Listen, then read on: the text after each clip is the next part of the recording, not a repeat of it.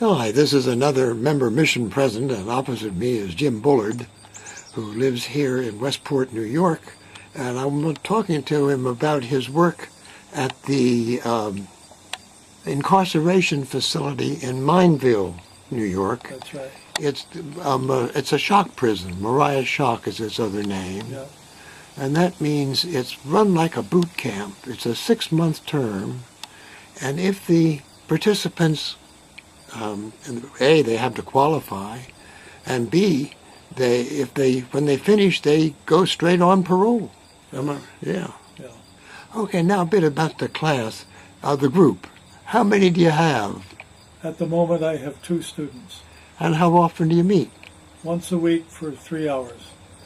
And what you teach, who selects it, you or some course? It depends a little on the level of the group as far as English is concerned, but we select from the library in the facility suitable level Spanish or English language texts. And that, I didn't cite this, it is English as a second language. Yes, That's your underlying objective, yeah. And it's almost exclusively with Latinos. All right.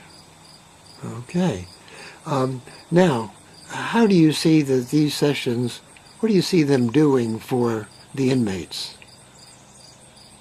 To begin with, they want to learn very, very much, badly, however you want to say it. They concentrate and they get results, and it's perhaps a unique experience for them. Mm-hmm. And I think you mentioned one point, they talk more easily with their English-speaking inmates. Oh, yes. Yeah.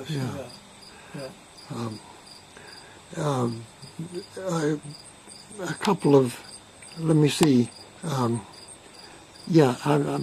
we're talking about what you see them getting out of it. I'm curious now for a couple of questions of you, if I may. Do you see God at work in any way in what you're doing? I don't see the devil in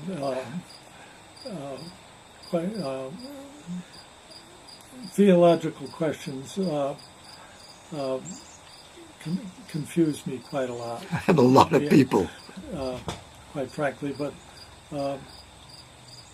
I think it could be said that it's these inmates are better equipped to deal with questions of life and family when they have improved their ability to get along in the new Anglo context of their lives. How important, Jim? How important? This is a member mission project, as I said, and I'm curious. We suspect that it's useful to people to tell their stories this way. Is this of any benefit to you to be talking about this? I get sufficient satisfaction out of watching. I may have to illustrate with a story.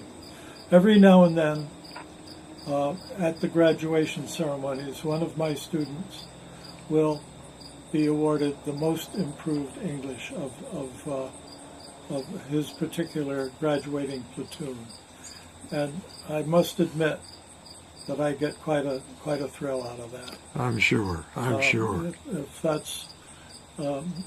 that can be interpreted in any theological way, I'd be delighted.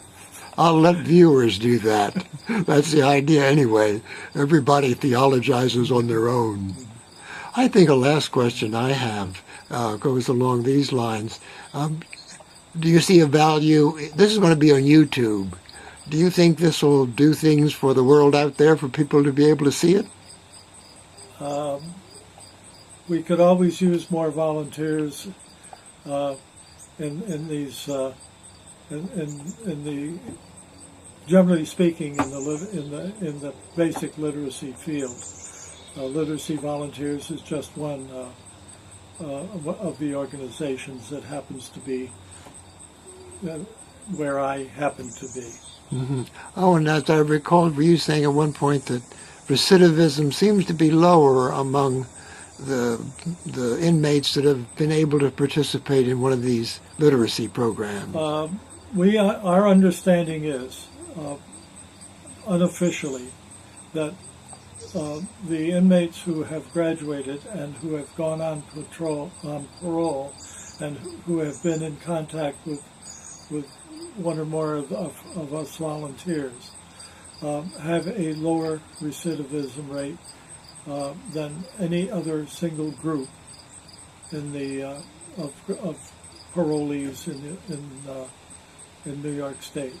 That is good news. And I find that very satisfactory as yes. a taxpayer Yeah. and as a citizen. Well, Jim, thank you for this. I've been excited ever since I first heard you talk about it. So thank you again, and peace and power. Thank you.